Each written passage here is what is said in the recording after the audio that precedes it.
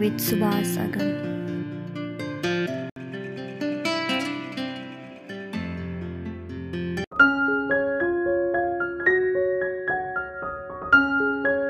नमस्कार। आज हामी काठमाडौँको थलीमा आइपुगेका छौँ।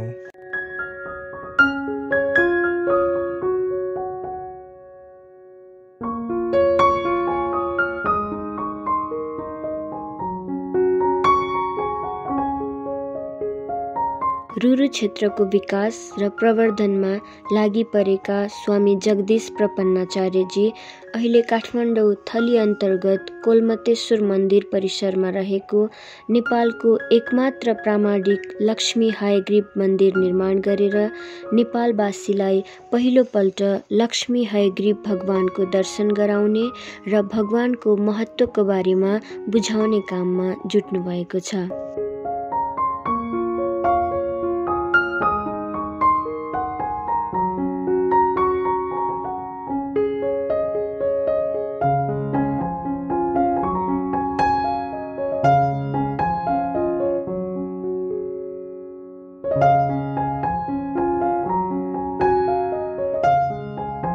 स्वामीजीले निकै पुरानो कोलमतेश्वर भगवानको ऐतिहासिक मन्दिरलाई संरक्षण गर्दै आफूले जानेको वैदिक ज्ञानलाई गुरुकुलको माध्यमबाट नयाँ जागरुक युवा निर्माणमा लागि पर्नु भएको छ।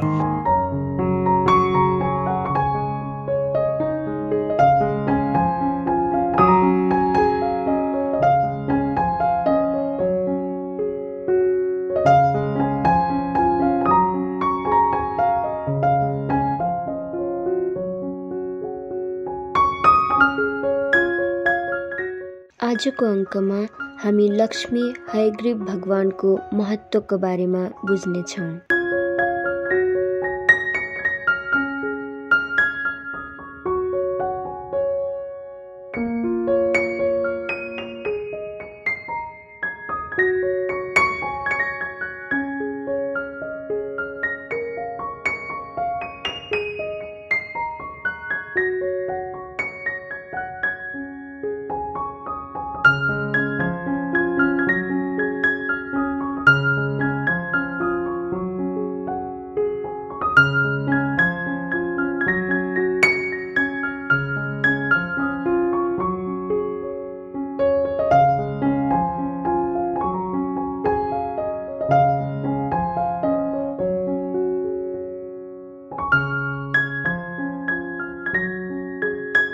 हजुरहरूलाई पनि लक्ष्मी हयग्रीव मन्दिरमा सुस्वागतम।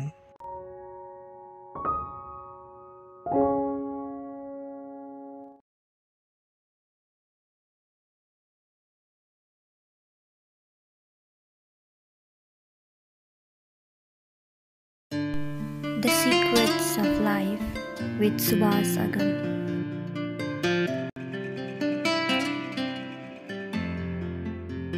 श्रीमद् भागवत ग्रन्थ सर्वत्र अहिले विख्यातै छ।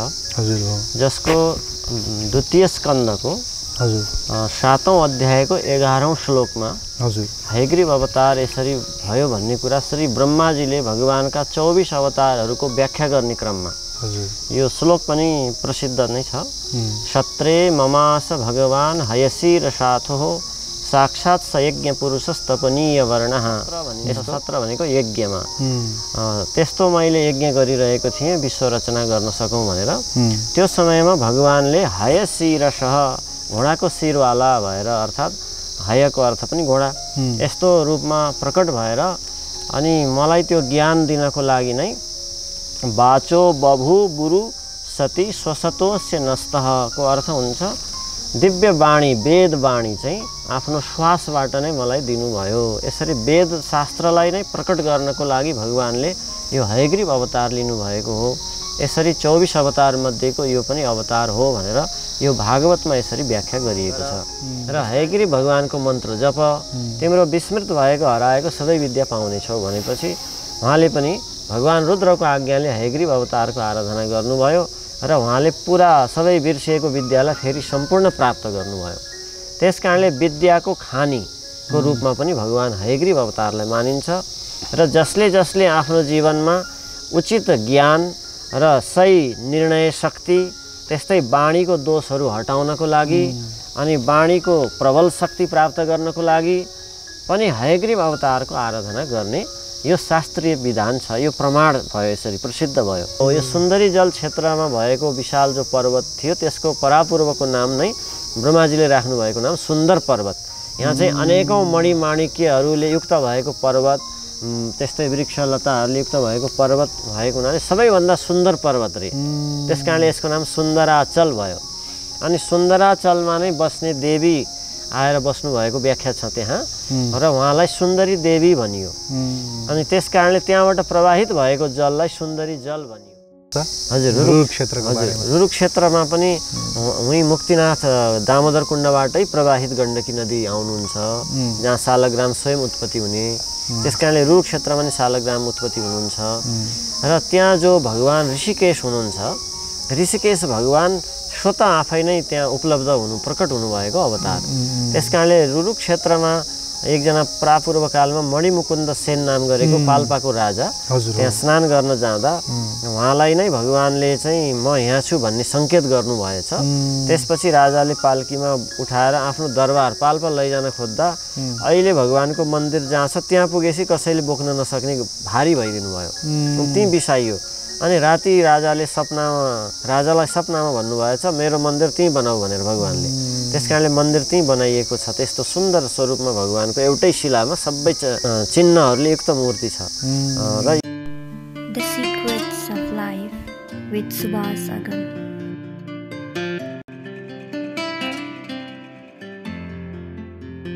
नमस्कार समादरणीय दर्शकवृन्द, द सिक्रेट्स अफ लाइफको यो अर्को अङ्कमा हजुरहरूलाई स्वागत गर्न चाहन्छु। हामी स्वधर्म टेलिभिजन अन्तर्गत द सिक्रेट्स अफ लाइफमा विभिन्न साधु सन्तहरूलाई भेट्ने क्रममा आज हामी कागेश्वरी मनहरा क्षेत्रमा आइपुगेका छौँ। यहाँ हाम्रो पार्श्वमा लक्ष्मी हयग्रीव मन्दिरमा आएका छौँ। हयग्रीवको मूर्ति नेपालमा यो सम्भवतः पहिलो हो र भारतमा पनि निकै कम ठाउँमा छन् भन्ने कुरा हामीले सुन्न पायौँ। यो मन्दिरको एउटा कथा छ, त्यो मन्दिरको बारेमा पनि बुझ्नेछौँ। हयग्रीवको जुन यो अवतारको बारेमा पनि बुझ्नेछौँ र जीवन र जगतलाई आदरणीय गुरुको मुखारबिन्दबाट बुझ्ने प्रयत्न गर्नेछौँ। आज हामीसँग हुनुहुन्छ स्वामी जगदीश प्रपन्नाचार्यज्यू। आउनुहोस्, उहाँलाई स्वागत गरौँ। गुरु नमस्कार। हजुर, धन्यवाद। नमस्कार। कार्यक्रममा स्वागत छ हजुरलाई। हजुर, एकदम। र हजुरको समयको लागि म एकदम आभारी छु गुरु। हजुर। हामी यो लक्ष्मी हयग्रीव मन्दिरमा बसेर संवाद गरिरहेका छौँ। हयग्रीव भनेको घोडा हो भन्ने कुरा हजुरको मुखारबिन्दबाट अघि मैले सुने, बुझेँ र मूर्ति पनि हामीले हेऱ्यौँ। अलिकति चाहिँ पौराणिक ग्रन्थहरूको आधारमा जुन यसको चाहिँ निर्माण भएको छ भन्नुभयो र यो थली यो क्षेत्रमा नै हयग्रीवको अवतार भएको भन्ने पनि थोरै हजुरले बताउनु भएको थियो। अलिकति त्यसको बारेमा बताउनु त। हजुर, सबैभन्दा पहिला चाहिँ अब यो कुन शास्त्रमा कहाँ छ भन्ने विषयलाई थोरै बुझ्दा हजुर श्रीमद् भागवत ग्रन्थ सर्वत्र अहिले विख्यातै छ। हजुर हो। जसको द्वितीय स्कन्धको हजुर 7औं अध्यायको 11औं श्लोकमा हजुर हयग्रीव अवतार यसरी भयो भन्ने कुरा श्री ब्रह्माजीले भगवानका 24 अवतारहरूको व्याख्या गर्ने क्रममा यो श्लोक पनि प्रसिद्ध नै छ। क्षत्रे ममास भगवान हयसी र साथो साक्षात् सयज्ञ पुरुषस्तपनीय वर्णः। यस्तो उहाँले भन्नुभएको छ ब्रह्माजीले कि परापूर्व कालमा सृष्टिको प्रारम्भ गर्नुभन्दा पहिले नै मैले यो सारा लोकको सृष्टि कसरी गरौँ भनेर ब्रह्माजीले भगवान श्रीहरिको आराधना गर्नुभयो। त्यसलाई सत्र भनिन्छ। सत्र भनेको यज्ञमा। त्यस्तो मैले यज्ञ गरिरहेको थिएँ विश्व रचना गर्न सकौँ भनेर। त्यो समयमा भगवानले हय शिरसः घोडाको शिरवाला भएर, अर्थात् हयको अर्थ पनि घोडा, यस्तो रूपमा प्रकट भएर अनि मलाई त्यो ज्ञान दिनको लागि नै बाचो बभु बुरु सती स्वसतोस्य नस्तहको अर्थ हुन्छ दिव्य वाणी, वेद वाणी चाहिँ आफ्नो श्वासबाट नै मलाई दिनुभयो। यसरी वेद शास्त्रलाई नै प्रकट गर्नको लागि भगवानले यो हयग्रीव अवतार लिनुभएको हो। यसरी 24 अवतार मध्येको यो पनि अवतार हो भनेर यो भागवतमा यसरी व्याख्या गरिएको छ। त्यसकारणले अब यो हयग्रीव अवतारको एउटा महत्त्वपूर्ण भूमिका नै के छ भन्दा भगवानले किन हयग्रीव अवतार लिनुभएको रहेछ त भन्दा नै वास्तवमा सबैभन्दा पहिले सृष्टि गर्नु यसरी भनेर सबै ज्ञान जो ब्रह्माजीलाई पनि आवश्यक थियो त्यो ज्ञान दिनको लागि नै प्रकट गरियो जुन शास्त्र त्यसलाई वेद भनिन्छ। अर्थात् वेदको अर्थ हुन्छ संस्कृतमा पनि विद धातुबाट वेद शब्द बन्दछ। त्यसकारणले त्यसको अर्थ शब्दको अर्थले नै ज्ञान भन्ने बुझाउँछ र अब वेदभित्र यो विश्व ब्रह्माण्डमा नभएको ज्ञान वेदमा नभएको ज्ञान अरू कहीँ पनि छैन। त्यसकारण त्यस्तो वेद नै प्रदान गर्नको लागि भगवानले लिनुभएको यो हयग्रीव अवतार हो। यसैलाई नै यसरी भागवतको यो द्वितीय स्कन्धमा ब्रह्माजीले व्याख्या गर्नुभयो र अरू पनि जिज्ञासा हुन्छ अब धेरैलाई हयग्रीवको अरू के कार्य थियो हयग्रीव अवतारको। जस्तै अब मत्स्य कुर्मको आफ्नो आफ्नो कार्य छ भने हयग्रीव अवतार भगवानको अर्को कार्य थियो। फेरि पनि पछि गएर वेद हरण भएको प्रसङ्ग आउँछ। यो चाहिँ गएर महाभारतमा आउँदछ। महाभारतको प्रसङ्ग यस्तो छ कि त्यहाँ मधुकैटभ नाम गरेका दैत्य, यो स्वस्थानी आदिमा पनि धेरैले सुन्नुभएको छ। मधुकैटभ नाम गरेका दैत्यले त्यसै गरी अर्को कल्पको प्रारम्भमा अब यो युग कल्प हुन्छ त्यो समयमा चाहिँ ब्रह्माजीसँग भएको वेदलाई हरण गरे दुईवटा दैत्यहरू मिलेर मधुकैटभले। त्यो पनि अब दैत्यहरूको पनि एउटा आफ्नो योग बल तपोबल भइहाल्छ। त्यसरी चाहिँ हरण गरेर लगेर पातालमा लुकाएका थिए। त्यसपछि फेरि ब्रह्माजीले भन्नुभयो, फेरि भगवानको आराधना गर्नुभयो, प्रभु त्यो हजुरले दिनुभएको ज्ञान त अलग भयो, त्यस हुनाले अब कृपा होस् भनेर भगवानको आराधना गरेपछि भगवान फेरि आफ्नो ध्यान दृष्टिले हेरेर थाहा पाउनु भयो र पाताल पुर्याएछन् भनेर अनि भगवान गएर फेरि हयग्रीव अवतार फेरि त्यसरी लिनुभयो दोस्रो पटक पनि। त्यही हयग्रीवमै अवतारमै गएर भगवानले मधुकैटभको वध गरेर अनि वेद ल्याएर फेरि ब्रह्माजीलाई प्रदान गर्नुभयो अर्को पटक पनि। त यसरी छ र अर्को एक समयको प्रसङ्ग आउँछ, यो देवी भागवतमा आउँछ। एकजना हयग्रीव नै नाम गरेको दैत्य पनि छन्। त्यो हयग्रीवै नाम गरेको दैत्यले भगवतीको आराधना गरेर देवीको आराधना गरेर यस्तो वरदान प्राप्त गर्न सफल भयो कि अब मेरो वध संसारमा कसैले गर्न नसकोस्। त यदि कसैले वध गर्न चाहन्छ भने यदि मेरो वध हुन सम्भव हुन्छ भने मेरै नाम र रूपवाला कोही भएमा मात्रै होस्, नभए नहोस्। यस्तो मागे उनले सोचे अब यो सम्भव छैन, म अमर भइहाल्छु भन्ने उद्देश्यले यस्तो मागे र भगवतीले पनि ल जाऊ ठिक छ भनेर दिनुभयो वरदान। अब उसले सोचे अब कहाँ मै जस्तो र मेरै नामवाला को हुन सक्ला, कोही हुन सक्दैन भनेर उसमा अभिमान भयो। त्यसपछि सबै देवताहरूलाई दुःख दिन थाले र देवताहरू अत्यन्तै भयभीत भएर फेरि भगवानको श्रीहरिको आराधना गर्न लागे। त्यस्तो त धेरै पटक प्रसङ्ग आउँदछ। त्यसपछि फेरि भगवानले विचार गर्नुभयो, ओहो यो दैत्यले यस्तो वरदान पाएको छ, अब के गर्ने त भगवानले फेरि उसको वध गर्नको लागि त्यस्तै रूप लिनु पर्यो, हयग्रीव नै रूप। त्यस कारणले ऊ हयग्रीव नाम गरेको दैत्यलाई वध गर्न पनि भगवान फेरि हयग्रीव अवतारमा आउनुभयो र उसको वध गरेर फेरि देवताहरूको रक्षा गर्नुभयो। यसरी पनि भगवानको हयग्रीव अवतारको भूमिका धेरै छ। यो लोकहितको लागि लोक कल्याणको लागि भगवानले तीन पटकसम्म यो अवतार लिनुभएको यसरी भागवत महाभारत देवी भागवतमा यो प्रमाण प्रशस्त छ।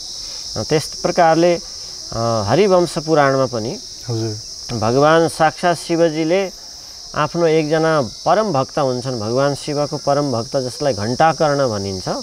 उनलाई किन घण्टाकर्ण भनिन्छ भने उनी भगवान शिव बाहेक अरू कुनै नाम सुन्न नचाहने, अरू सुन्नु पर्यो कि घन्टी बजाइहाल्छु भनेर आफ्नो काननिर घन्टी राखेको हुनाले उनको नाम थियो घण्टाकर्ण। त्यसपछि घण्टाकर्णलाई भगवान शिवजीले भन्नुभयो, तिमी रुद्रको नै आराधना मात्रै गर्दछौ, तिमी अब भगवान श्रीहरिको पनि आराधना गर अनि बल्ल तिमीलाई मुक्ति मिल्छ भनेर भगवान शिवजी प्रसन्न भएपछि उसलाई भन्नुभयो, जसको चाहिँ यस्ता यस्ता नामहरू छन्, हंस हयग्रीव, त्यस्तो हयग्रीव अवतार नामवाला हुनुहुन्छ जो हरि, उहाँको आराधना गर अनि मुक्ति मिल्छ भनेर यो हयग्रीवको आराधना गर्न साक्षात् भगवान रुद्रले पनि त्यसरी आफ्नो भक्तलाई पनि यो नाम दिनुभयो। त्यस्तै गरी हयग्रीव अवतार भगवानको महिमाको विषयमा अगाडि महाभारतकै प्रसङ्गमा आउँछ कि एकजना देवल नाम गरेको ब्राह्मणले आफूले पढिसकेको विद्या बिर्सिनु भएको थियो। सबै विद्या मैले बिर्सिएँ भनेर भगवान शिवसँग गएर आराधना गरेर भन्नुभयो कि प्रभु अब मैले त्यो हराएको आफूबाट बिर्सिएको विद्या प्राप्त गर्ने उपाय केही छ होला भनेर भगवान शिवको आराधना गरेपछि भगवान शिवले भन्नुभयो त्यसो भए तिमी हयग्रीव अवतारको आराधना गर र हयग्रीव भगवानको मन्त्र जप, तिम्रो विस्मृत भएको हराएको सबै विद्या पाउनेछौ भनेपछि उहाँले पनि भगवान रुद्रको आज्ञाले हयग्रीव अवतारको आराधना गर्नुभयो र उहाँले पुरा सबै बिर्सिएको विद्यालाई फेरि सम्पूर्ण प्राप्त गर्नुभयो। त्यसकारणले विद्याको खानीको रूपमा पनि भगवान हयग्रीव अवतारलाई मानिन्छ र जसले जसले आफ्नो जीवनमा उचित ज्ञान र सही निर्णय शक्ति त्यस्तै बाणीको दोषहरू हटाउनको लागि अनि बाणीको प्रबल शक्ति प्राप्त गर्नको लागि पनि हयग्रीव अवतारको आराधना गर्ने यो शास्त्रीय विधान छ। यो प्रमाण भयो, यसरी प्रसिद्ध भयो त्यो समयदेखि।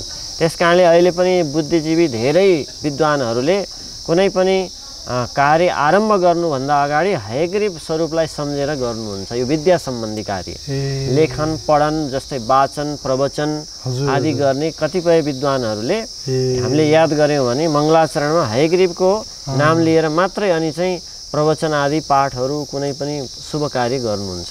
त्यसकारणले यस्तो महिमा छ कि जस्तै अब सबैलाई आवश्यक छ, बुद्धिको त सबैलाई आवश्यक छ हैन। जस्तै अब कसैले आफ्नो व्यापार गर्छ त्यसमा पनि त बुद्धिको आवश्यक पर्यो, अनि जागिरमा पनि ठिक निर्णय गर्नु पर्यो, कहाँ सही गर्ने कहाँ सही नगर्ने सिग्नेचर गर्ने, त्यो समयमा पनि उचित बुद्धि चाहियो। त्यसको लागि पनि हयग्रीव भगवानको स्मरण र आराधना अति लाभदायी छ। घरमा हाम्रो कयौँ व्यवहारका कुराहरूलाई चाहिँ बुद्धिले ठिक बनाउनु छ भने त्यहाँ पनि बुद्धिको उचित आवश्यक छ। हयग्रीव भगवानको आवश्यकता आराधनाको आवश्यकता छ र अब विद्यार्थीहरूले त हयग्रीवको अनिवार्य रूपमा आराधना गर्नु नै पर्छ। किनकि अब हाम्रो चलनमा यो छ सरस्वती मात्रै हो भन्ने बुझिन्छ, सरस्वतीलाई विद्याको देवी भनिन्छ। तर सरस्वती भनौँ चाहे लक्ष्मी भनौँ चाहे काली महाकाली जे भनौँ, भगवतीको स्वरूप त जम्मा एउटै हो। वास्तवमा उहाँको क्रिया कार्यले नाम रूप अनेक हो। भगवान पनि संसारमा एउटै हो, समय अनुसारको नाम रूप अलग हो। तर सरस्वतीले पनि के गर्नुहुन्छ भन्दा हयग्रीव अवतारबाट विद्या लिएर अनि बल्ल लोकमा विद्या प्रदान गर्नुहुन्छ। त्यसकारणले हयग्रीव सहितको हामीले यहाँ के भन्छौँ त लक्ष्मी सहित हयग्रीवको, लक्ष्मी नै सरस्वती हो, सरस्वती नै लक्ष्मी हो। त्यसकारण लक्ष्मी सहित हयग्रीवको आराधना जसले गर्दछ उसले पूर्ण सरस्वतीबाट पाउनुपर्ने पनि पायो, हयग्रीवबाट पाउनुपर्ने पनि पायो।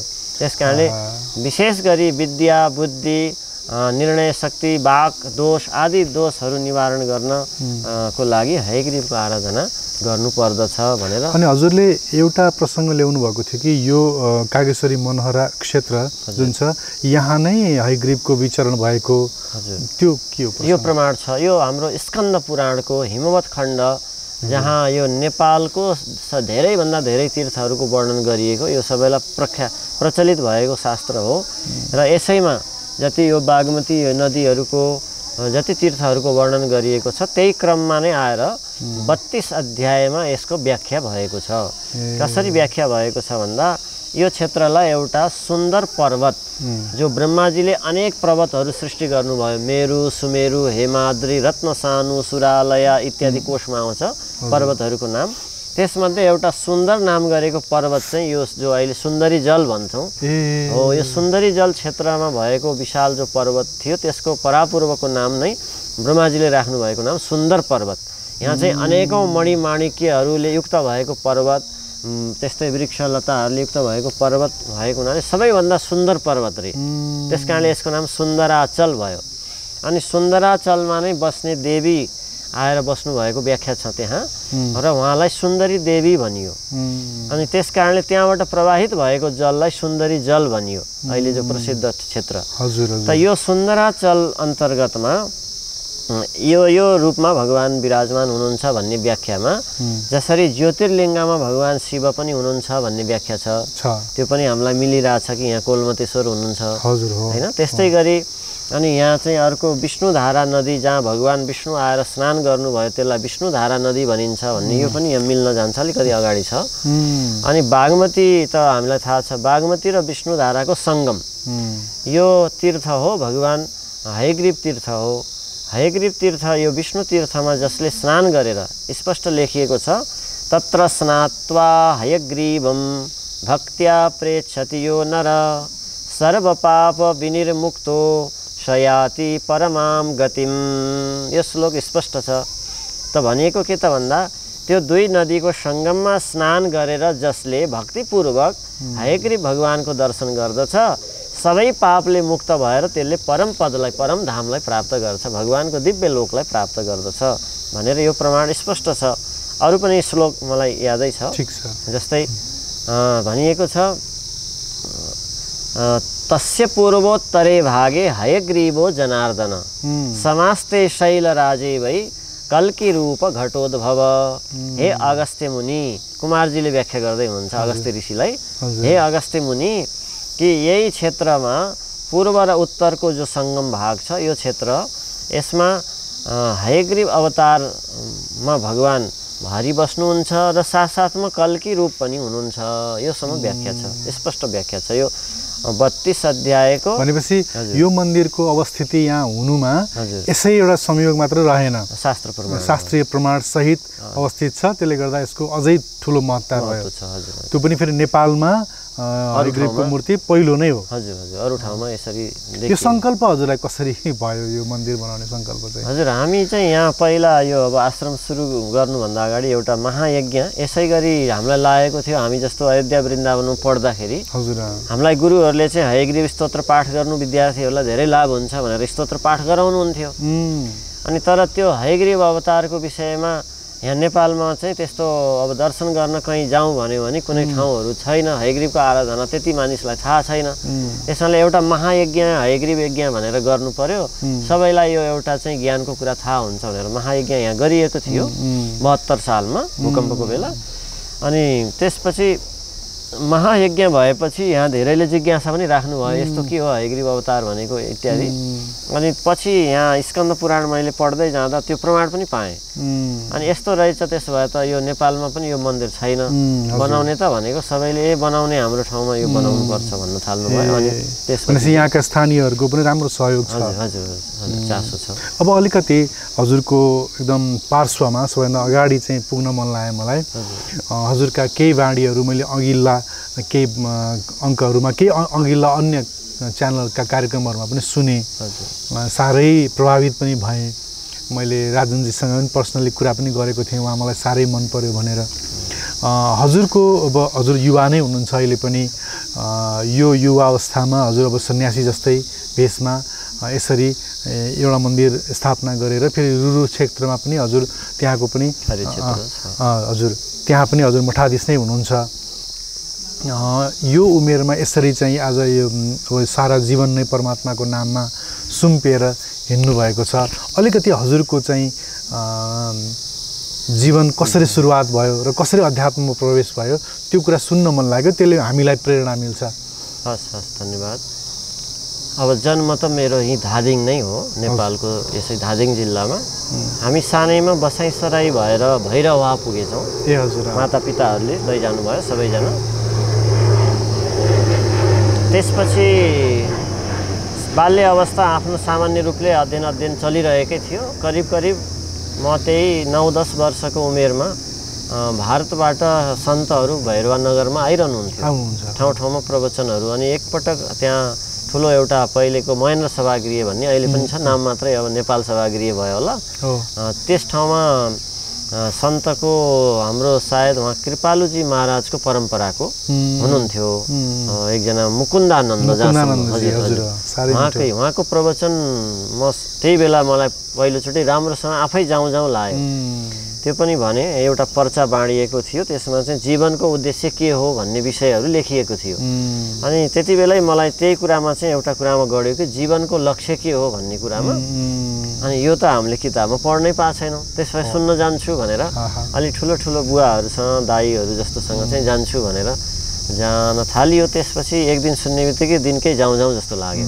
अनि लगातार 7 दिन गएपछि नै अनि लाग्यो कि यो स्कुलको पढाइले खासै यस्तो भगवानको विषय बुझिँदो रहेछ, जीवनको उद्देश्य भने त त्यस्तो रहेछ। अब म पनि संस्कृत पढ्छु भनेर अनि म बुवाहरूसँग भने। हाम्रो बुवा पनि हुन चाहिँ यही लाइनकै हुनुहुन्छ। उहाँले अब पुराणहरूको केही सानो सानो बालक ध्रुवको प्रहलादको कथाहरू सानोमा सुनाउनुहुन्थ्यो हामीलाई। अनि त्यस्तो सुन्दा ओहो त्यति सानो बच्चाले पनि भगवान भेट्छन् भन्ने जस्तो प्रभावहरू पर्दाखेरि अनि भगवानसँग बोल्न पाए कस्तो होला, भेट्न पाउँदा कस्तो हुन्छ होला भन्ने लाग्थ्यो। र त्यसो भए अब संस्कृत पढेपछि मात्र यो ज्ञान आउँछ भनेपछि अनि बनारस जाने अवसर आयो। पहिला त म यहाँ रानी पोखरीमा संस्कृत एक वर्ष यहाँ सुरु गरेँ। र त्यसपछि फेरि अलि पुरा गुरुकुलीय ऋषिकुलको वातावरण अलि मिलेन अनि बनारसै जाने इच्छाले बनारस गयो। र यो पढ्दै जाँदा अरू त्यहाँ साधु सन्तहरूको प्रवचनहरू अब त्यहाँ त धेरै सुन्न पाइन्थ्यो। त्यस कारणले त्यो सारगर्भित कुराहरूले नै अलि छुन्थ्यो। त्यस्तो प्रकृति अब भगवानले दिनुभएको रहेछ। त्यसले गर्दा नै फेरि बिस्तार त्यहाँबाट अनि बिचमा आफ्नो यता भैरवा कहिलेकाहीँ आइन्थ्यो बनारस पढ्दै। त्यो क्रममा चाहिँ अनि मेरो उहाँ मुक्तिनाथ बाबा हजुर मुक्तिनाथ पीठाधीश उहाँ स्वामीज्यूसँग भेट भयो। त्यसरी हाम्रो माताहरू पनि उहाँको सत्सङ्गमा बेला बेलामा जाने आउने क्रम थियो। उहाँसँग भेट भएपछि अनि आफ्नै नेपालकै उहाँ महात्मा सन्त गुरु महाराज हुनुहुन्छ। त्यसैले उहाँसँगै नजिकै रहेर धेरै कुरा सिक्न सजिलो हुन्छ भन्नुभयो सबैले। त्यसपछि अनि मलाई पनि अध्ययन गर्ने अवसर उहाँको सामिप्य पनि मिल्यो धेरै। र त्यसपछि दीक्षित हुने अवसर पनि मिल्यो।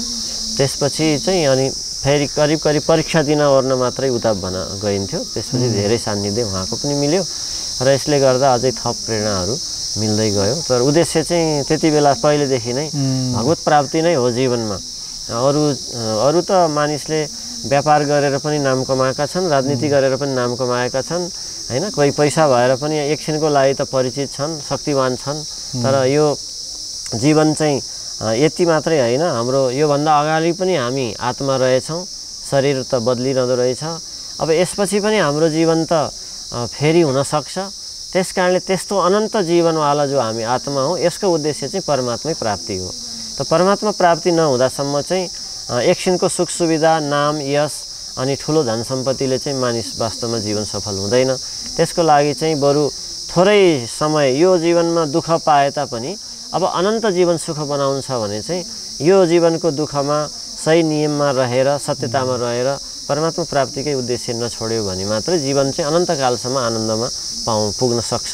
त्यस कारणले यही मार्ग नै ठिक छ भन्ने उद्देश्य लागेको हुनाले अनि अब मानव कसैले ठुला धेरै सम्पत्तिवाला कुनै भनौँ भारतमा पनि त्यस्तो मठ मन्दिरहरूमा नै बस्नु सुख सुविधा हुन्छ भन्ने कुराहरू गर्नुहुन्थ्यो। तर त्यो मठ मन्दिर नै ठुलो सम्हाल्नु ठुलो कुरा होइन, आफ्नो उद्देश्य चाहिँ हेरफेर हुनु भएन। त यस कारणले मठ मन्दिरमा बसेर पनि मान पदवी फेरि त्यहाँ लोभ बढ्यो भने त्यसले झन् बाधक हुन्छ।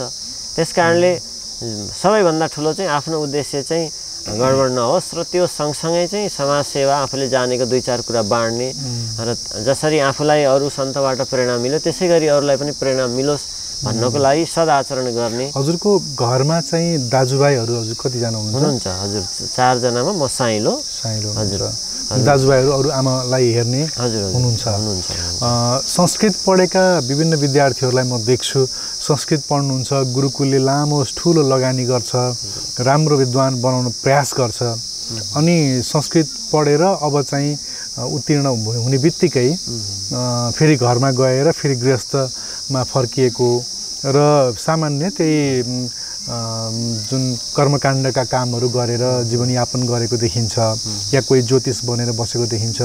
एका दुक्का मात्रै मा त्यो साहस हुन्छ जसले चाहिँ त्यो छलाङ मारेर अब म चाहिँ जीवन पर्यन्त नै अध्यात्मको सेवा, समाजको सेवा गर्छु, ज्ञान बाँड्छु भनेर हिँड्नुहुन्छ। हजुर पनि फेरि भारतमा नै हुनुभयो। भारतमा पनि हजुरले भने चाहिँ विभिन्न ठुला ठुला मठहरू छन्, त्यहाँ मठाधीश भएर बस्ने अवसरहरू पनि हुन्छन्। नेपाल नै फर्किने त्यो कसरी निर्णय गर्न सक्नुभयो? नेपालको केले तपाईँलाई तान्यो? र अर्को कुरा फेरि संस्कृत पढिसकेपछि अब म यो क्षेत्रमा नै रहन्छु र म सन्यासी नै हुन्छु, म जीवन पर्यन्त अब चाहिँ यसरी नै लाग्छु, ब्रह्मचारी नै भएर बस्छु भन्ने चाहिँ त्यो कसरी त्यो निर्णय गर्नुभयो? यो बुझियो कि जब जीवनमा भगवानलाई प्राप्त गर्नु छ भन्ने एउटा खालको सोच जो रहेको थियो, त्यसबाट नै अब के आफूले एउटा मूल्याङ्कन र अनुमान गर्दै गइयो भने अब घर गृहस्थमा प्रवेश गरिसकेपछि चाहिँ त्यो जुन मैले एउटा चाहिँ अनन्तकालको जीवनको आनन्द खोजिरहेको छु, त्यो फेरि घर गृहस्थीको वातावरणले चाहिँ मूल उद्देश्य चाहिँ मेरो भाँचिन सक्छ, बिग्रिन सक्छ, अल्मलिन सक्छ। त्यसले गर्दा अब घर गृहस्थ भएपछि बाध्यतावश चाहिँ पाल्नको लागि, कमाउनको लागि लोभ गर्नुपर्ने बाध्यता आउँछ, झुट बोल्नुपर्ने बाध्यता आउँछ, कतिपय यस्ता बाध्यता आउन सक्छ। त्यस कारणले मेरो जुन अनन्तकालको उद्देश्य हो त्यो अल्मलिन सक्छ। त्यस कारणले विवाहित भएर घर गृहस्थीमा चाहिँ जान्न भन्ने त्यही अठोट सानैबाट भयो। र त्यसले गर्दा अर्को एउटा त्यो उद्देश्य छ भने अर्को जो 2-4 जना व्यक्तिले पनि समाजमा केही राम्रो आचरण गरेर देखाएन, 2-4 कुराले पनि सिकाउन सकेन भने त समाजमा फेरि कसले पो सिकाउँछ। त्यस कारणले पनि यी सबै कुरा हेर्दा देशको लागि पनि केही गर्नुपर्छ। गृहस्थमा त सबै गएका छन्। अब हाम्रो भनौँ घरैमा 4 भाइ मध्येमा अरू सबै हुँदै हुनुहुन्छ, त्यस कारणले म एकजना गृहस्थमा नभए पनि केही हुँदैन, बरु समाजको लागि नै त्यस्तो व्यक्तिको आवश्यक छ भन्ने लाग्यो। र अनि चाहिँ भारतमा निकै राम्रो साधु सन्तहरूको सान्निध्यता पाइन्छ। हजुर हजुर श्री सम्प्रदाय अन्तर्गत जोडिनु भएको छ। श्री सम्प्रदायको त झन् ठुला मठहरू उता पनि छन्। नेपाल आउनको लागि चाहिँ केले प्रेरणा दियो? हजुर मलाई यो नै लागेको थियो। अब जस्तै पहिलेदेखि बनारसमा पढ्दा 1-2 चोटिको सामान्य घटना कस्तो थियो विद्यार्थी हुँदा भने हामीलाई चाहिँ अलिकति नेपालको भनेपछि उता अलिकति हेपिएको पनहरू पनि थियो। अनि नेपालीहरू केही जान्दैनन् भन्ने जस्तो खालको दृष्टि राखिन्थ्यो कहीँ। अनि त्यसले गर्दा पनि ओहो अब केही 2-4 कुरा जानिएको छ भने अब किन गएर वहाँ नबाड्ने, फेरि हामी जस्तो पनि भारतमै बस्थ्यौँ भने त नेपालमा हाम्रो जन्मभूमिप्रति त सधैँ त्यही हेराइ हुन्छ, त्यहाँ 2-4 कुरा पनि बाँड्ने अवसर हुँदैन। त्यस हुनाले चाहिँ नेपालमै गएर सिकाउनु पर्छ। हजुर रुरु क्षेत्रमा मठाधीशै हुनुहुन्छ, अलिकति त्यहाँ कसरी पुग्नुभयो र त्यहाँको मठको अलिकति त्यहाँको बारेमा बताउनुहोस् त। हजुर म चाहिँ यहाँ हाम्रो स्वामीज्यूसँग सान्निध्य पाएर केही समय रहेँ। त्यसपछि अलि एकान्तमा, जस्तै हजुरले स्वामी भन्दा चाहिँ मुक्तिनाथ बाबाको कुरा गर्नु, उहाँको सान्निध्यमा हुँदाहुँदै अझै केही एकान्तमा केही समय बसौँ जस्तो लागेर म चाहिँ रुरु क्षेत्रै जाने इच्छा सुने। त्यसको महिमा अलिकति सुनेको थिएँ। त्यहाँ चाहिँ भगवान् हामीलाई पनि अलिकति पवित्र गराइदिनुहोस् त। हजुर रुरु क्षेत्रको बारेमा। रुरु क्षेत्रमा पनि उहीँ मुक्तिनाथ दामोदर कुण्डबाटै प्रवाहित गण्डकी नदी आउनुहुन्छ, जहाँ शालग्राम स्वयं उत्पत्ति हुने। त्यस कारणले रुरु क्षेत्रमा पनि शालग्राम उत्पत्ति हुनुहुन्छ। र त्यहाँ जो भगवान् ऋषिकेश हुनुहुन्छ, ऋषिकेश भगवान् स्वतः आफै नै त्यहाँ उपलब्ध प्रकट हुनुभएको अवतार। त्यस कारणले रुरु क्षेत्रमा एकजना प्रापूर्व कालमा मणिमुकुन्द सेन नाम गरेको पाल्पाको राजा त्यहाँ स्नान गर्न जाँदा उहाँलाई नै भगवानले चाहिँ म यहाँ छु भन्ने सङ्केत गर्नुभएछ। त्यसपछि राजाले पाल्कीमा उठाएर आफ्नो दरबार पाल्पा लैजान खोज्दा अहिले भगवानको मन्दिर जहाँ छ त्यहाँ पुगेपछि कसैले बोक्न नसक्ने भारी भइदिनु भयो। त्यहीँ बिसाइयो। अनि राति राजालाई सपनामा भन्नुभएछ मेरो मन्दिर त्यहीँ बनाऊ भनेर भगवानले। त्यस कारणले मन्दिर त्यहीँ बनाइएको छ। त्यस्तो सुन्दर स्वरूपमा भगवानको एउटै शिलामा सबै चिन्हहरूले युक्त मूर्ति छ। र यो क्षेत्रमा अनि रुरु नाम गरेको कन्या, जसलाई चाहिँ मृगले दुध पिलाएर बचाएको हुनाले त्यो एक कन्यालाई चाहिँ रुरु भनिन्छ। अब त्यसको पनि थोरै इतिहास भनौँ। एकजना देवदत्त नाम गरेको ऋषि चाहिँ त्यहाँ तपस्या गर्न त्यो क्षेत्रमा बस्नुभएको थियो। त्यो उग्र तपस्या उहाँको बढेपछि इन्द्रलाई शङ्का भयो, यो त हरेक इतिहासमा आइरहेछ। इन्द्रले सोच्नुभयो कि मेरो स्थान खोज्न हो कि भनेर अब यिनको विचलित बनाइदिउँ भनेर अप्सरा पठाइदिनु भयो, प्रमलोचा नाम गरेको।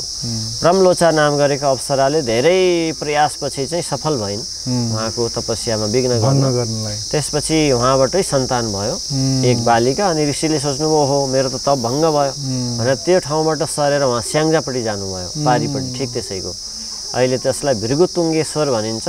उहाँ ऋषि चाहिँ स्याङ्जाको त्यो ठाउँमा गएर तपस्या गर्नुभयो र त्यहाँ उहाँले फेरि तपस्या गरेर भगवान् शिवको दर्शन पाउनुभयो। अब अप्सरा पनि काम बन्यो अनि गइन् छोडेर, बच्चा चाहिँ त्यहीँ रह्यो। अनि भगवान्लाई दया लाग्यो, सृष्टिलाई देख्ने त उहाँ हो।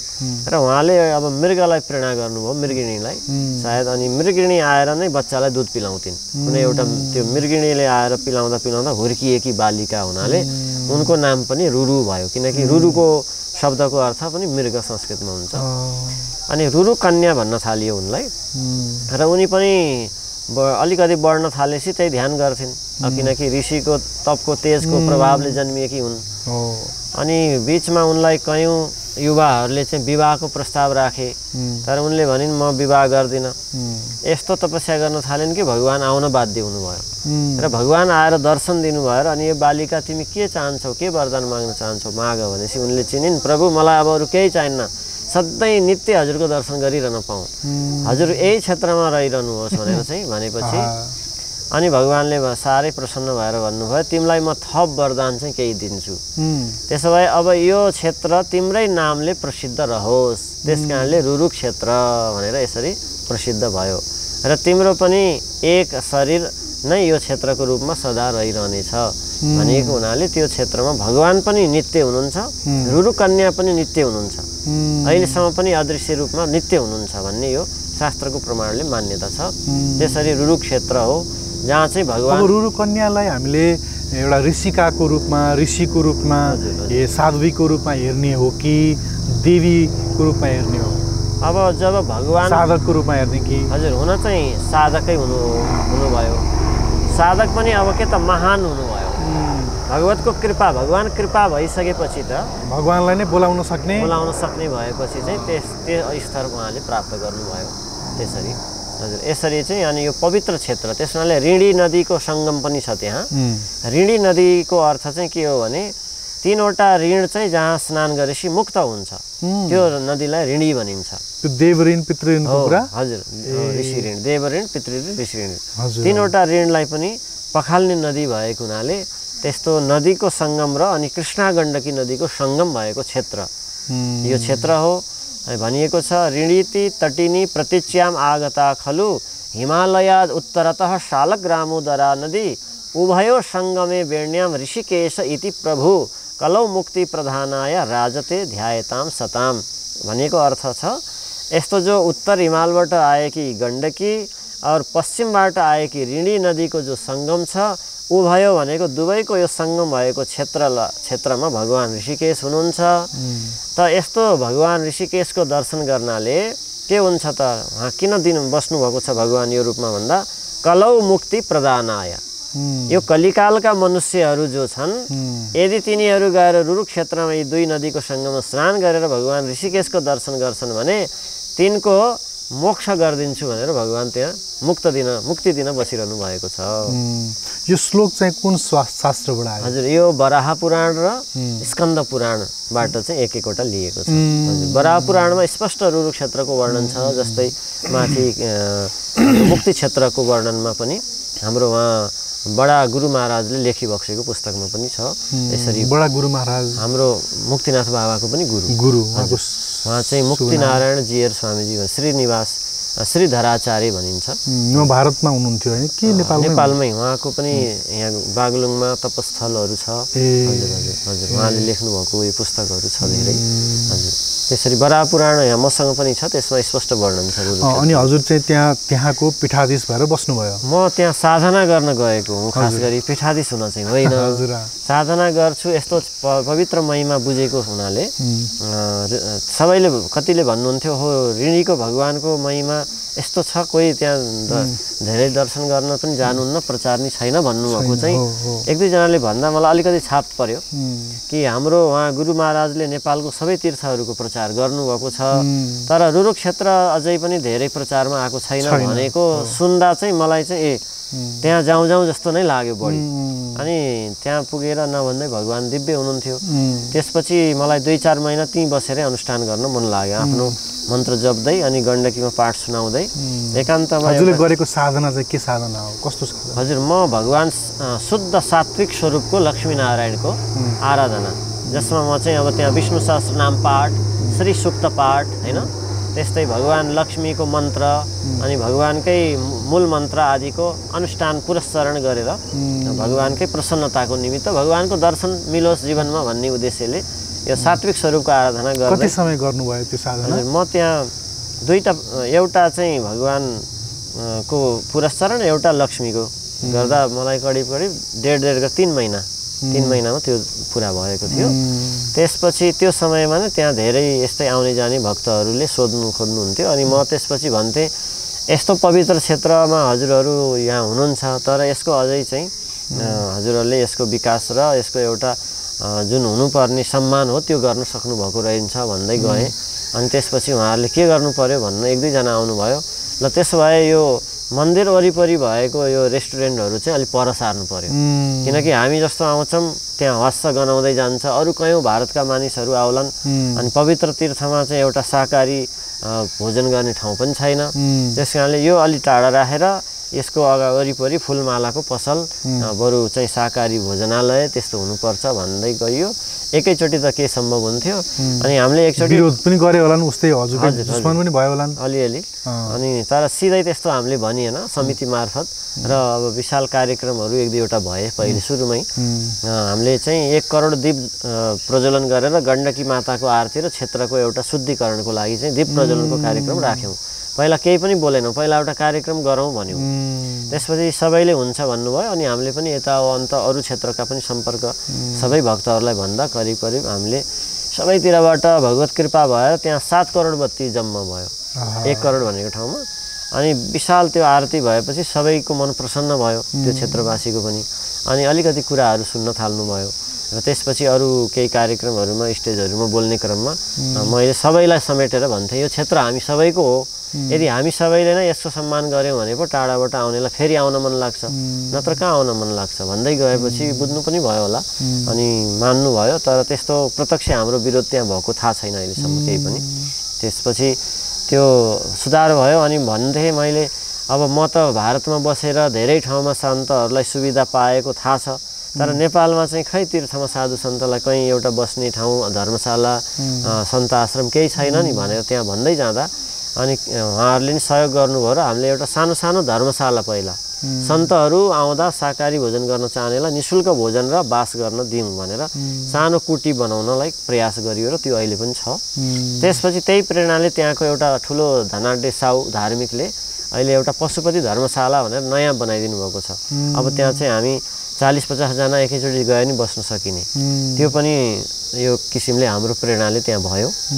र अहिले चाहिँ जुन मन्दिर ऋषिकेश मन्दिर हो, प्रधान मन्दिर हो, त्यहाँ चाहिँ पुस्तादेखि नै पुजारी परम्परा छ, पुजारीकै बाहुल्यता छ। त्यो जो कि राजाले नै छाप लगाएर दिनुभएको नियुक्त गरेको परिवार हो। उहाँहरूले पनि त्यो कोही साधु सन्तको वास्ता गर्नुहुन्न थियो। त अहिले चाहिँ अलिकति उहाँहरूलाई पनि कोही आएमा सोध्ने, ल यसो बसौँ भन्ने कोठा खोलिदिने गर्नुहुन्छ। मन्दिरै वरिपरिको पार्टीहरू पनि त्यो वातावरण अलिकति बनेको छ।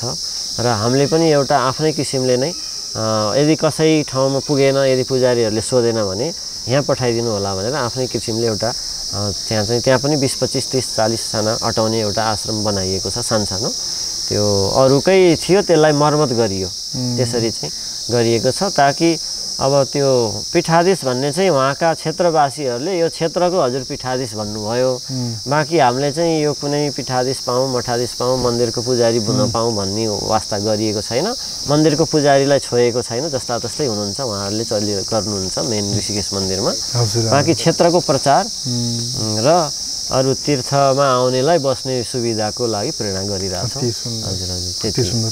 अनि त्यो हुँदाहुँदै फेरि हजुरलाई यहाँ आएर हयग्रीव मन्दिरको यो निर्माण गर्ने प्रेरणा पनि मिलेछ फेरि? हजुर त्यहाँ आउने जाने क्रम मेरो चल्छ। जस्तै अहिले पनि जान्छु वैशाखको महिनामा, कार्तिकको जो ठुलो रथयात्रा हुन्छ त्यो बेलामा, अनि माघमा त्यहाँ धार्मिक मेला लाग्छ त्यो बेलामा जान्छु अहिले पनि, र कहिलेकाहीँ फुर्सद हुँदा जान्छु। त बाँकी चाहिँ म पहिला पनि केही प्रवचनहरू चाहिँ यो काठमाडौँ वरिपरि नै गर्थेँ वहाँ जानुभन्दा अगाडि नै। त्यसैले अब यता हाम्रो एक किसिमको परिचय सज्जनहरूसँग भइरहेको हुनाले अनि म यहाँ शङ्खमूलमा पनि हाम्रो फेरि एकजना आफ्नै शरीरको हिसाबले काका बुवा पर्ने एकजना महात्मा हुनुहुन्छ। अनि उहाँले पनि प्रवचनको लागि त्यहाँ केही समय बस्दिनु भनेर बोलाउनु भएको थियो शङ्खमूलमा। र त्यहाँ हुँदाहुँदै अनि गुरुकुल चलाउने इच्छा लाग्यो, केही विद्यालय खोलेर। त्यो हिसाबले चाहिँ अलिक फराकिलो ठाउँ खोज्ने क्रममा चाहिँ पवित्र क्षेत्र अरू ठाउँमा हेर्दा यहाँ आइपुग्यो। अनि यो मन पर्यो। त यो मन पर्नुको अर्थ, यहाँ भगवान्ले बोलाउनुको अर्थ सायद हयग्री भगवानले थियो होला। त्यस कारणले अरू एक दुई ठाउँमा हेर्दै पनि यहीँ नै ठिक लाग्यो बागमती आदिको पवित्रता देखेर। अत्यन्तै राम्रो ठाउँमा आएर त्यसरी संयोग बन्दै गएको। यो कुनै परिकल्पनाले यस्तो गरौँला उस्तो गरौँला धेरै भौतिक कुराहरूमा जोड दिने।